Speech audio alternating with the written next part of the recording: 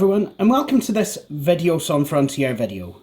My name is Jay Wakefield, and today we're actually going to be doing something kind of contentious. See, it's so contentious that I'm actually using a red laptop for this.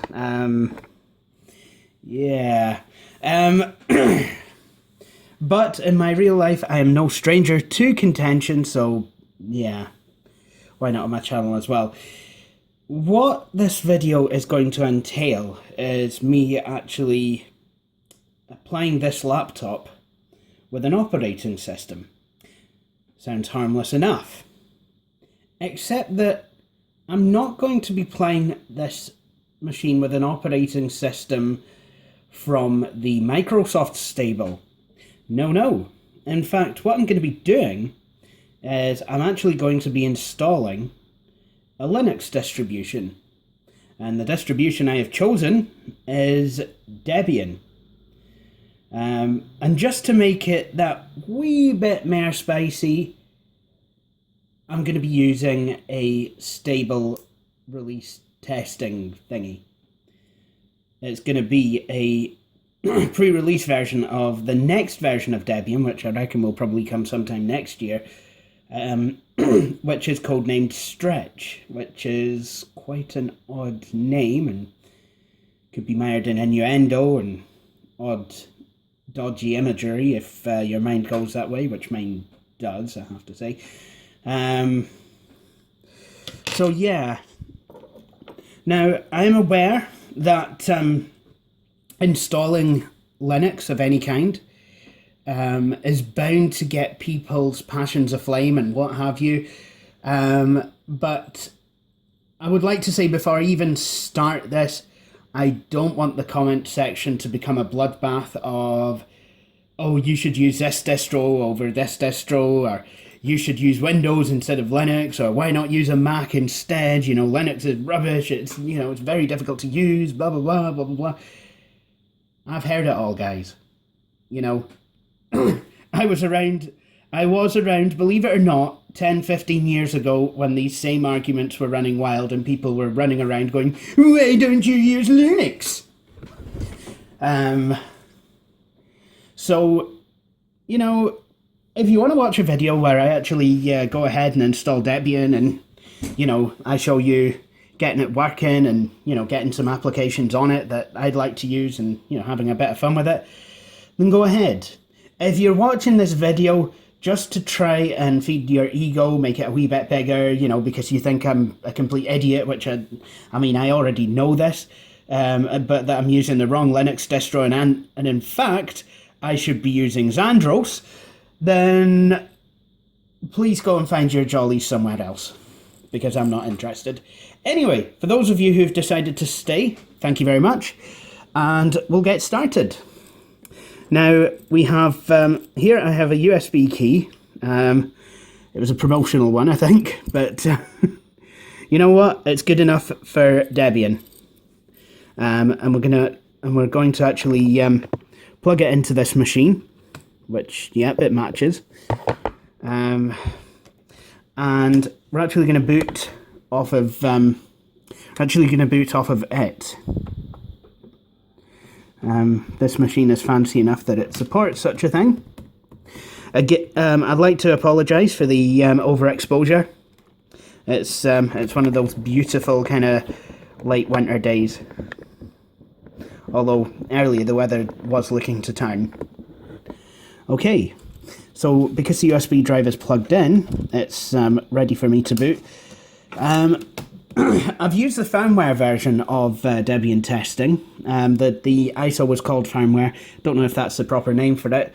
But this version of Debian actually, this version of the installer, or the installation media, actually allows me to go and, you know, use an advanced install, and, you know, get some media. You know, it enables me to actually use non-free software with Debian, which is kind of useful if you, I don't know, want to use your PC, like, you know, on the internet and that. One thing that I will mention, this is a networked installation of Debian. I actually do have Wheezy, a DVD set of Wheezy, but I'm using Stretch because, you know, the magnification tends to work a wee bit better in Cinnamon than it does. And it works a bit better in Cinnamon on Stretch than it does in testing, and Wheezy, sorry. But yeah, this is the this particular installation medium is designed as a version that actually downloads and installs Debian over the internet. You know, it seems to be the done thing on Debian distros. So you'll want to make sure, if you're using a media such as this, that you're actually connected to the internet. I'm using a wired connection here, and I recommend you do as well if you can. And, you know, just be aware that not all network cards are supported as well. This is an all Intel machine, so it's pretty much good to go. Anyway, what I want to do is go to Advanced Options, and then I'll go to Graphical Expert Install. Boom. Now, that is a misnomer because I am in no way, shape or form an expert. But I have, you know, I have run through this with Sansui 350A and LML3, so I kind of know what I'm doing. Okay, first thing you're greeted with is a set of options, basically outlining the steps of the installation. And what you do, you can select any one of these, but it's best to just kind of do it in order. So choose language is selected, so I'm going to say yep. And I'm going to install it in English.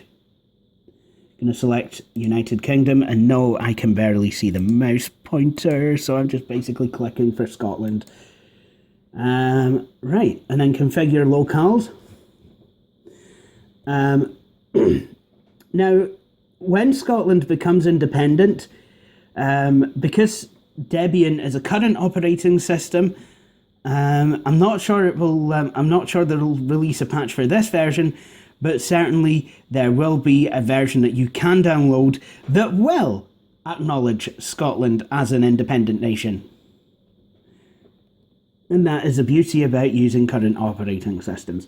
Right, so I want to choose all the NGBs.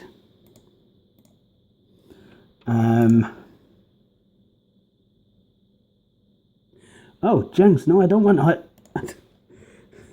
See what I mean about being unable to see? I don't want Hong Kong. There we go. I'm going to use NGB UTF-8. Now you can see we're back at the Debian installer main menu, and it's automatically selected for me the second option. Now I could just click continue here and it'll skip them. Next thing to do, configure the keyboard. Done. Detect and mount CD-ROM. Now, you need to click this anyway, even though we are actually installing from a USB drive. It still kind of works that way. And as such, it says CD-ROM detected. The CD-ROM auto detection was successful. A CD-ROM drive has been found, and it currently contains the CD Debian GNU Linux testing stretch official snapshot multi-architecture AMD 64 i386 NetInst /1 2016 118-0959. The installation will now continue. Well, it won't if I don't click this button. Load installer components from CD. Yep. We want to select choose merit. Now, I'll have to apologise here because some of these I forgot which I select and which I don't select. So if I'm selecting any irrelevant ones, please find it in your hearts to forgive me. Don't want to have the CPU stress test. Don't need the crypto module. Actually, I'm not sure. I'll select it anyway. I don't need the OEM driver injection disks. We'll take the fuse modules. Load installer components from removable media. No, I don't need that. Don't need the low-mem install. I do want the master boot record for IBM compatible PCs. Multipath support. Network block device modules. I don't want to continue the installation remotely through SSH. That's kind of more for, you know, something like a server environment. For a headless thing. NTFS file system support, why not? Shell client for the Debian installer, nope. Manually partition a hard disk drive, yes. Don't need the drivers. I don't need the package for Debian installer. User level tools for Reister FS file systems, nope. Rescue mode, nope, don't need that. Squash FS modules, UDF modules, nope, do that. Don't need the Vertio modules because I'm not running in a hypervisor, or a virtual machine rather. So what that is going to do now, it's actually loading up the components I selected. And then the next thing we're going to do, I think anyway, the next thing we're going to do, oh yeah, no. The next thing we're going to do is actually set up the network, because this installation won't get very far without a network connection. Bit sad really. Right, so detect network hardware. You know what, I'm gonna use a keyboard. Or not. Damn it. Oopsie.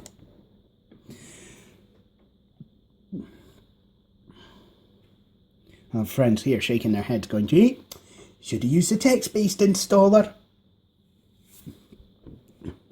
Probably should have actually, it's basically the same thing.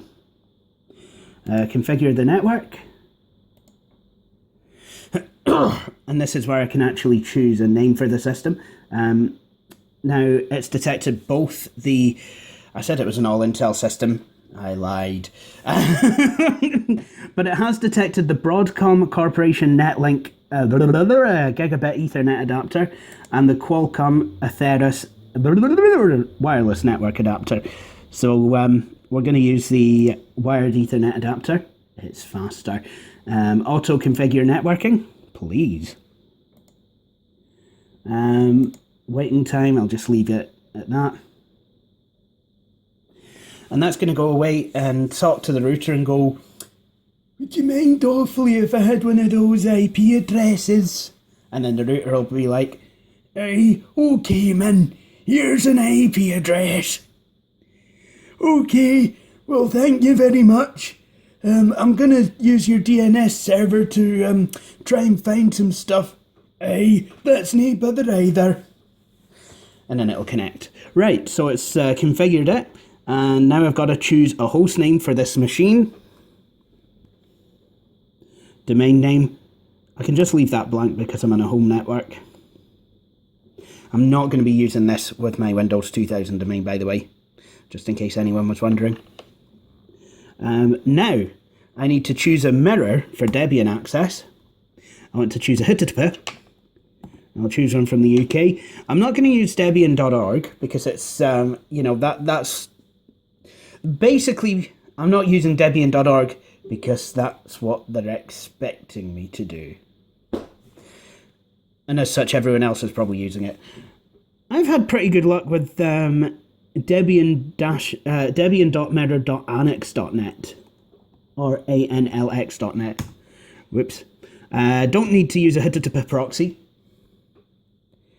Although if I was at university, I could actually, you know, if I was using a university internet connection still, I could actually type in the proxy there and it would be able to go off and connect to the internet. Now, no. So set up users and passwords. Enable shadow passwords. Allow login as root.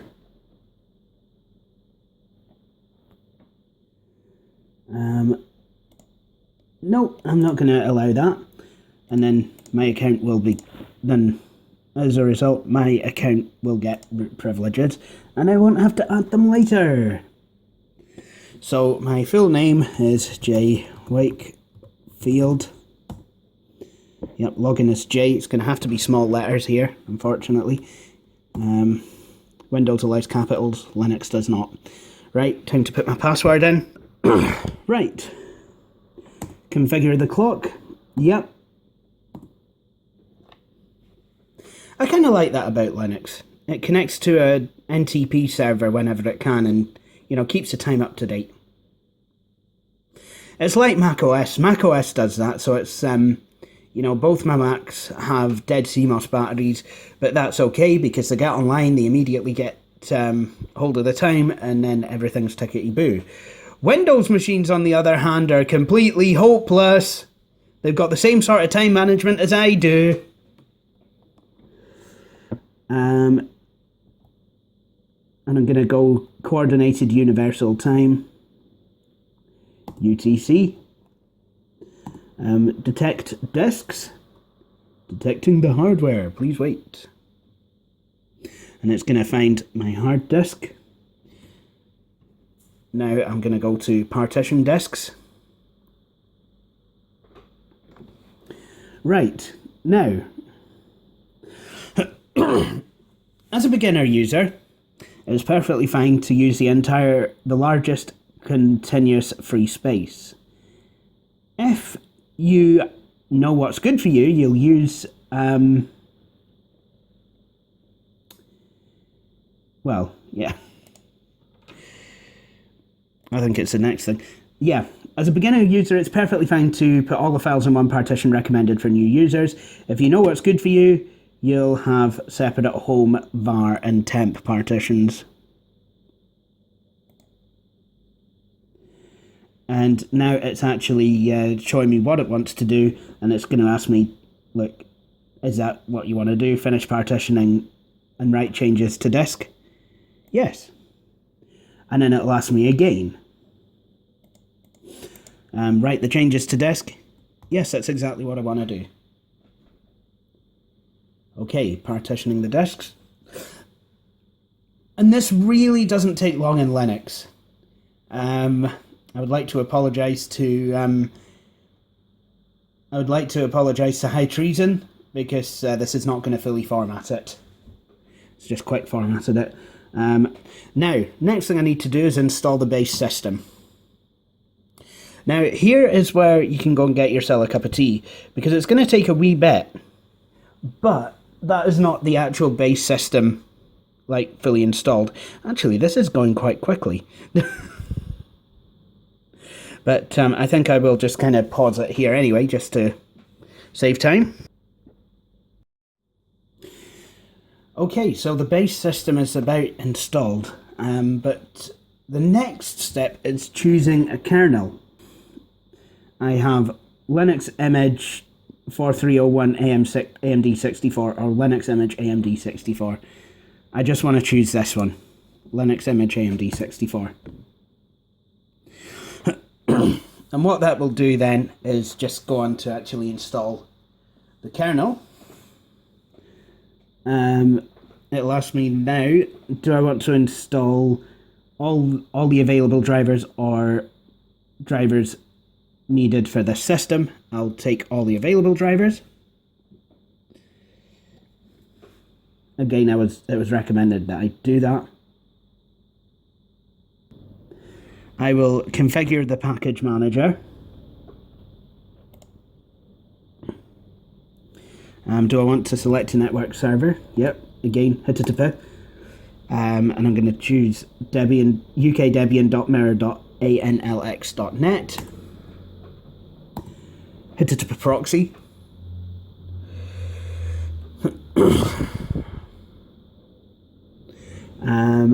Do I want to use non-free software? Yes, I do. because I actually want to use my computer. This will allow me to use things like Flash and what have you. So this is going away now to configure the package manager so it can manage some packages, which I think is quite a good career choice. Okay, now this will let me select which repositories I actually want to install. Don't worry, a repository is not something that I take to make me go to the toilet. A repository is a store of software. Now I've got three choices here. Security updates from security.debian.org. We want those. Release updates. Yep, we want those as well.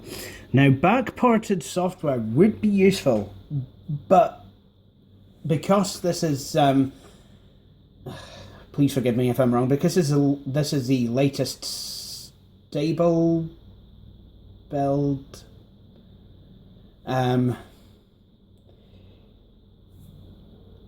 The backports don't seem to work. Because this is already getting some of the latest software anyway.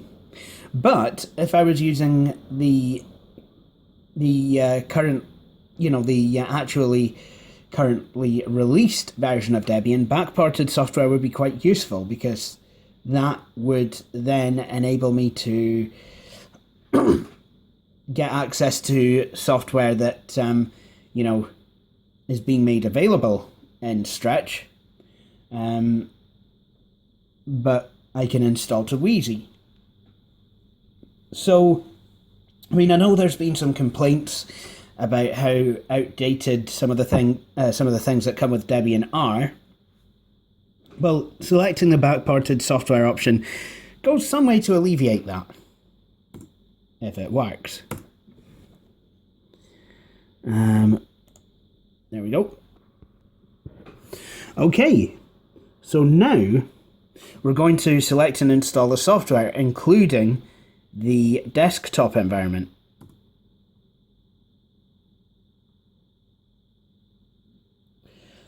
So what's going to happen now is, in a minute or two, I'm going to be given an option.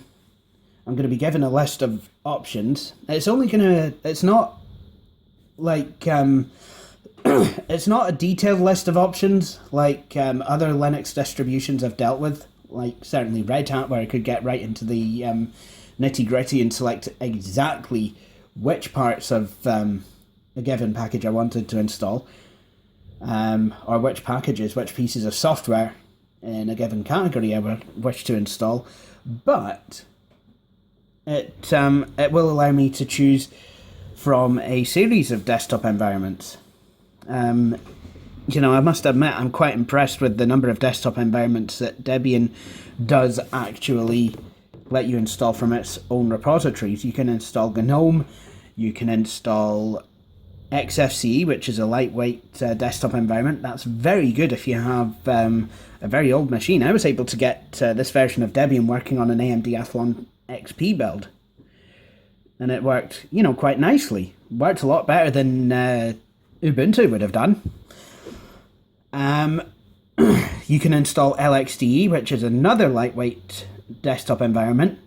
Mate, which is what GNOME used to be. Unfortunately, it doesn't have any magnification, but I really do hope they add that soon, because I do like Mate. I do like what GNOME used to be. Or you can install Cinnamon, which was originally created for Linux Mint, but it's now available for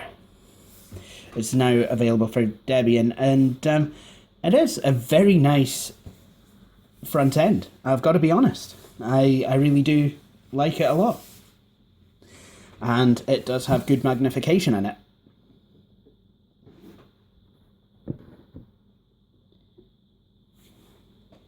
So now, we're being asked if we want to participate in the package usage survey. How about no?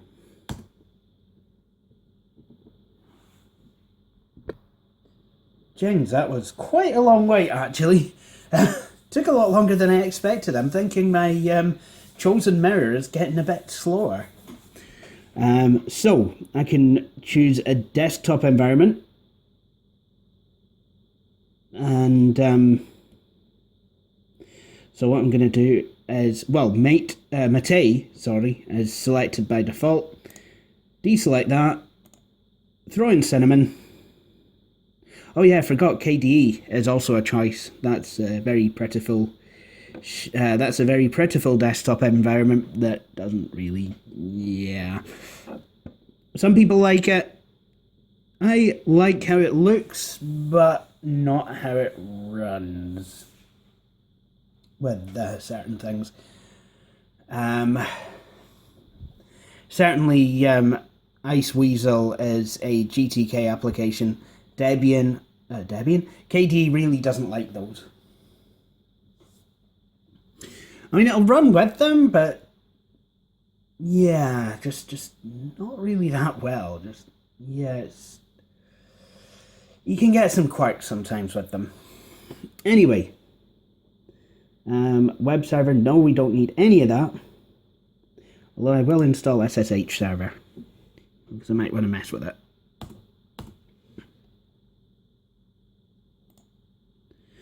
And now this really is going to take quite some time, probably about half an hour or so. So, you know, I mean, here, you know, depending on the speed of your internet connection and the mirror that you've chosen and what you've chosen to install, you know, it will take some time.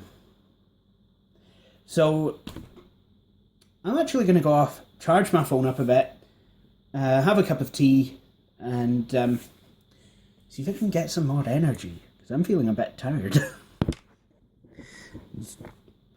And again, I'm still kind of working the thyroid meds through my system, so yeah. Well, that took quite a long time. Took, I would say, about an hour. Now, we want to install the grub bootloader. You know, without it, the system just would not boot at all. Install the grub bootloader to the master boot record. Yep. And I can choose a drive to install it to. I want to use the hard disk. I don't want to use the USB key. It has its own bootloader, and you know, I want this machine to be able to boot itself without needing any wee helping hands. Force grub installation to the EFI removable media path. Nope. There we go. And now we are ready to finish the installation. And what this will do is it'll just kind of tie up any loose ends, you know, cross the T's, dot the lowercase j's. Is the clock system set to UTC? Yes, it is. I set it to that earlier. Installation complete. Installation is complete, so it is time to boot into your new system. Make sure to remove the installation media, CD-ROM floppies. Floppies? So that you can boot into your new system rather than restarting the installation. Continue. And there we go. And that's me removed the installation media. And now we're into grub. So what I want to do now is just boot into Debian. Now, Debian is not like Ubuntu or Mint in the sense that it doesn't have a nice, pretty full splash screen. What you get instead is a slightly verbose installation. Slightly verbose boot up sequence, which is, you know, that's fine by me. It's not fully verbose, but it's partially verbose. Anyway, this is a login screen, so I just need to type my password, log on.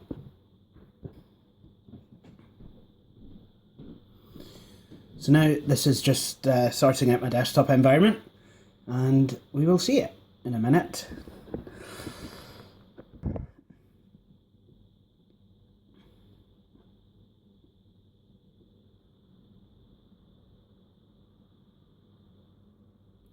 There we go.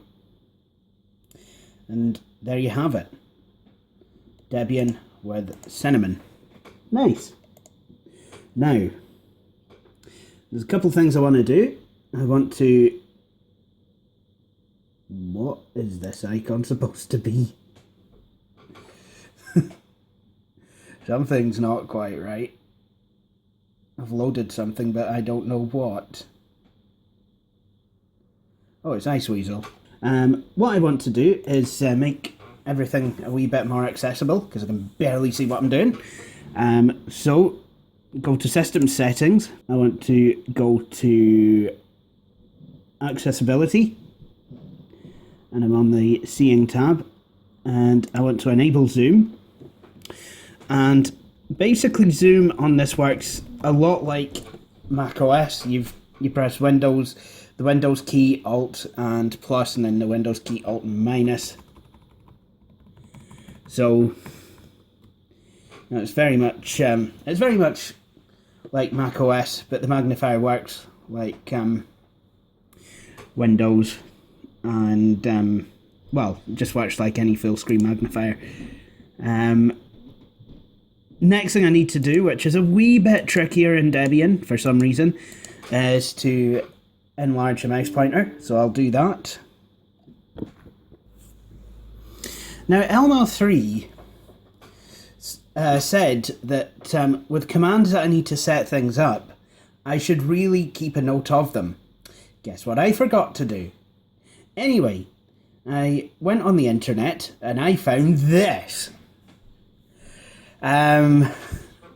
This is some code for changing the size of the mouse pointer, because the good folks who made Cinnamon neglected to put a mouse pointer size adjustment slider in there.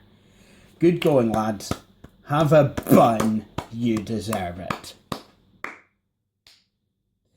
Anyway, so the command in question is gsettings space set space org.cinnamon.desktop.interface space cursor dash size, and then whatever you want.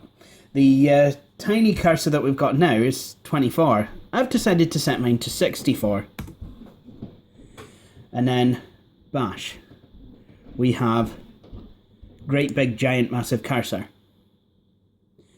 Maybe a bit too big, but as you can see, it's not taking shape in every little thing. Best thing to do, you know, after adjusting the mouse pointer size, is literally what you want to do is log yourself out and then back in again. So there you have it. Oh, and just in case you were wanting to know what Iceweasel is the version of Firefox that comes with Debian. Now, for a Windows user, the temptation would be very great to install Wine, which is kind of a Windows, kind of a sub-kernel. I'm not entirely sure what you would describe Wine as, but it basically is a subsystem which allows you to run Windows apps. Now, it's not a true Windows kernel, so I mean, obviously some programs are just not going to work at all. I don't think the newer versions of Office work too well, but it is there. You know, if you have certain issues, you know, you want to run certain apps, but you know, don't think that you could just go and install, you know, the same apps that you use on Windows 7 or Windows 8X or 10 or whatever you're using, you know, and expect them to work as they do in Windows and what have you, because it probably won't happen that way. We're going to install some stuff, but we're going to do so at the command line because, yeah. So to actually fire the command to install some stuff, we're going to need sudo. That will tell it to elevate to root privileges, because you need that to be able to install stuff. apt-get, which is the package manager, the command line one anyway. Install, because that's what we want to do. We want to install some packages. And then we can list packages here that we want to install. So VLC, Wine, ScummVM.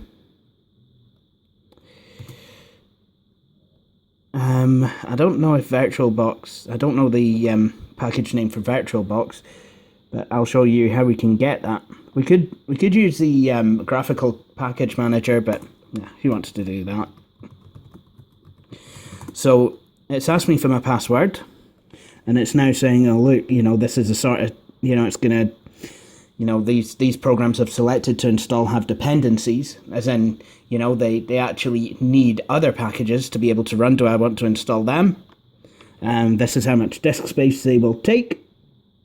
Yes, I do wish to install them, and there it goes. So what it's going to do now is it's going to download the required packages from the internet and install them all. Now that it's finished downloading the packages, it's actually going to go ahead and set them up. Okay, so now that everything else is installed, we want to actually search for a couple of packages. VirtualBox, and you know what? Steam as well. So what we can do is sudo apt-get search, because we want to search the cache of you know, the files in the repositories for anything that contains the word Steam. And then what we've got here is oh, okay, Steam doesn't seem to be in these repositories. That's quite strange. But we can install Steam in a different way. However, what we will also search for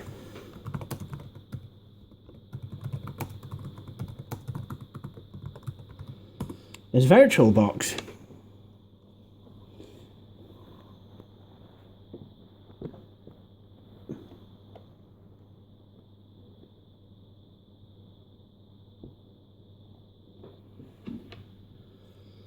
So what we're going to do is sudo apt-get install VirtualBox star.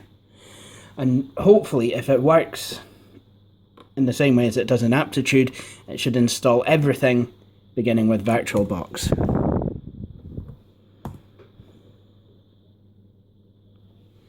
Which it looks like it's actually going to do, which is kind of nice.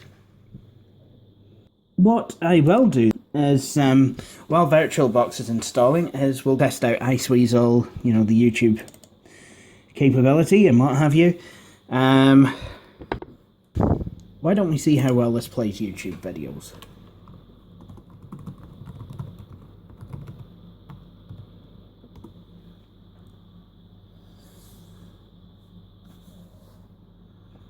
And here we have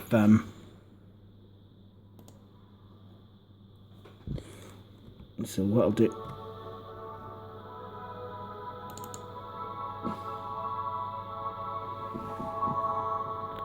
why don't we have a look at ScummVM? Some of you will know what it is, others might be wondering. Basically what ScummVM is, it's kind of a virtual machine that allows you to play games based on the Scum engine. The first game was of that series was Manic Mansion.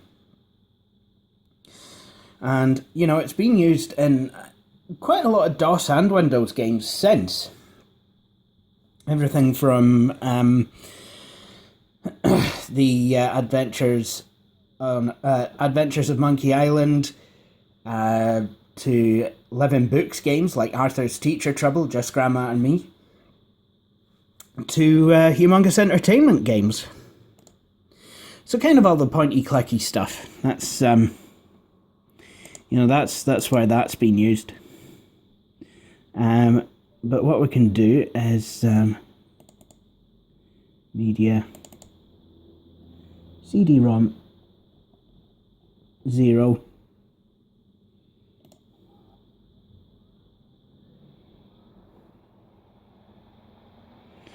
There we go. Let's explore the airport. Graphics. Why don't we do full screen mode? And some... Damn it.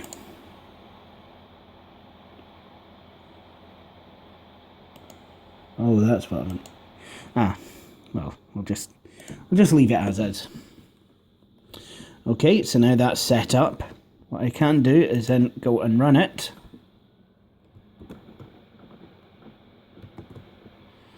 There we go.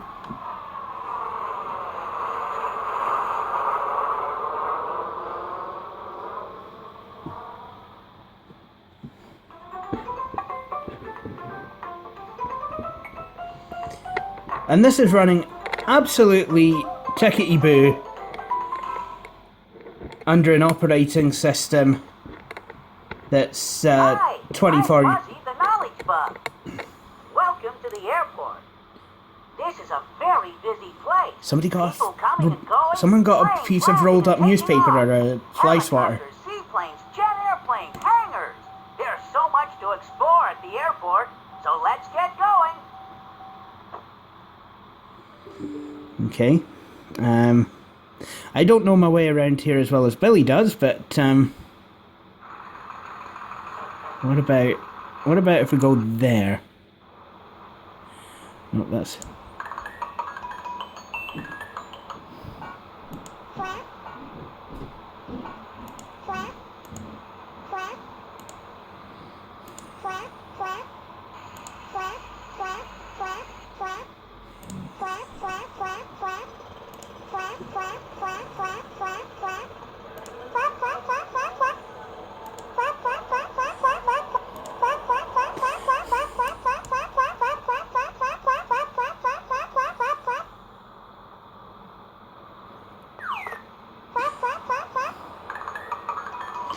I think that's what you get if you fly EasyJet these days.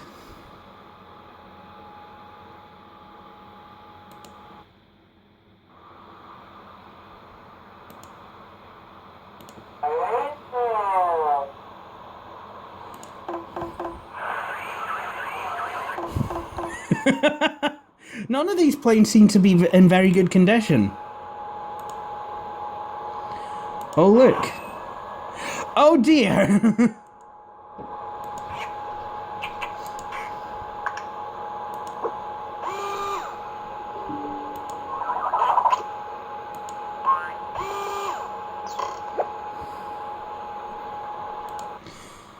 Oh, it's a catering truck like they had on the Top Gear airport vehicles race. And you got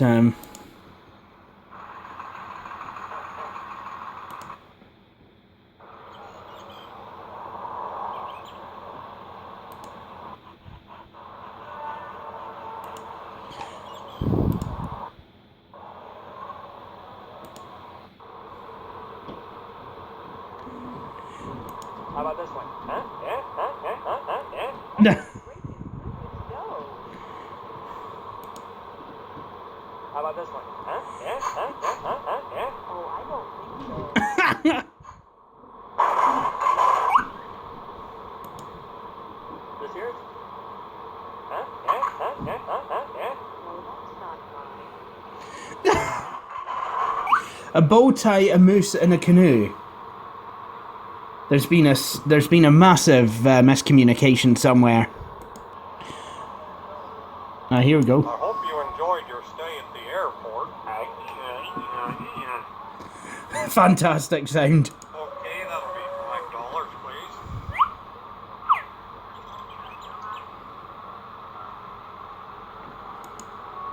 I'm running low on gas. Can you tell me where a station is? Well, Sure. you first need to take a right, then you need to go about 2 blocks, take another left, then come to the stop sign, then you need to take a, well, somewhere around there. Why, thank you.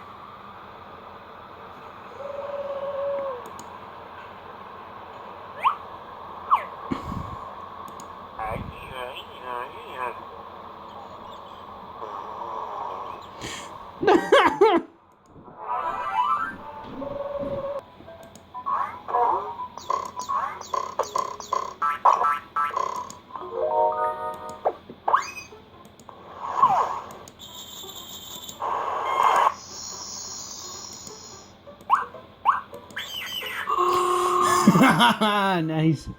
And don't forget to floss.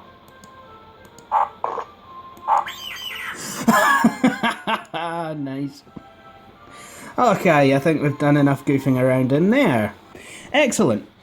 And now we're back with Linux, and we find that VirtualBox and pretty much everything else on that server is installed. Jings, it took so long. What did we have to wait for? Someone to actually manually write out the code for VirtualBox and then compile it? Jings, I probably shouldn't have installed everything that's had VirtualBox in it. But there it is now. Now, what I can do is add the 386 architecture, and we need to do that. dpkg --add architecture i386. Oh, wait a minute. Might want to do that in an elevated kind of a way. There we go. And then what I need to do then is sudo apt-get update. And then that will update the repositories so that I actually have 386 ones as well. Excellent. So now if I sudo apt cache search Steam, I should find, there we go, Steam. Valve's Steam Digital Software Delivery System. And to install it, it's just simply a case of sudo apt-get install Steam.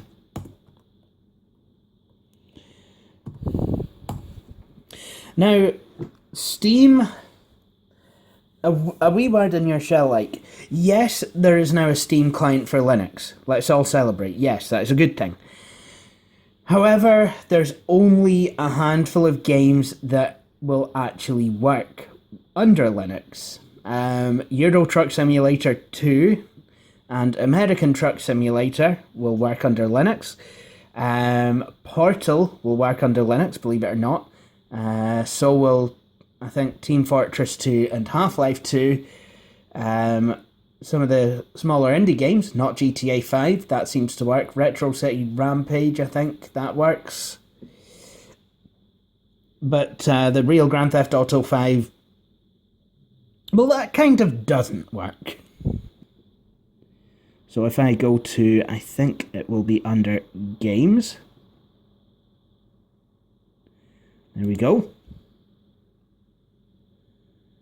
And what that is now going to do is download the update. Sometimes you may get an error, steam.io, steamui.io cannot be found, and Steam will not load, and it will create a massive stushy, and yeah. But hopefully this will actually go. So I think what I'm going to do is just wait for it. Off camera, obviously. So there you have it. That's Steam running on this computer. I think Back to the Future is I can run that on Linux, but there's games. Whoops. There's games that will not run on here, but I can stream them from my main computer if I wanted to do that. But if there's a game that's both installed on my main computer and that can be streamed, like Dart Showdown, there's a wee arrow that will actually let me go ahead and install this. Now, unfortunately, I think this video's run on long enough, so I really...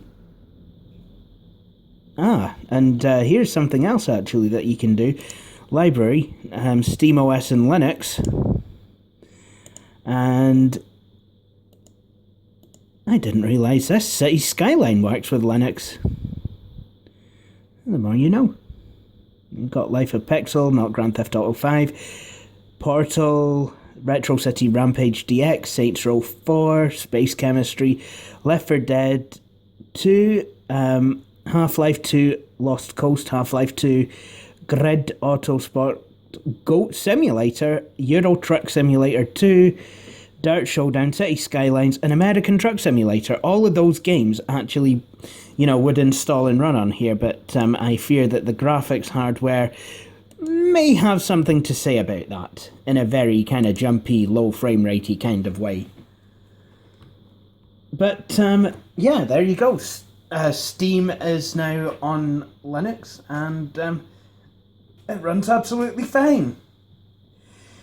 Anyway, I'm getting tired, and I think this video has run entirely too long, so I think I'm going to leave it there.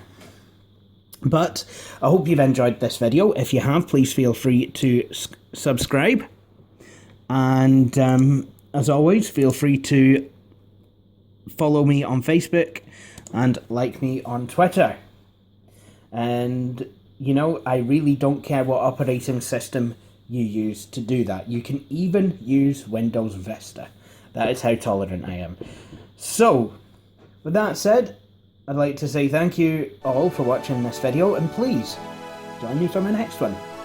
Cheery bye.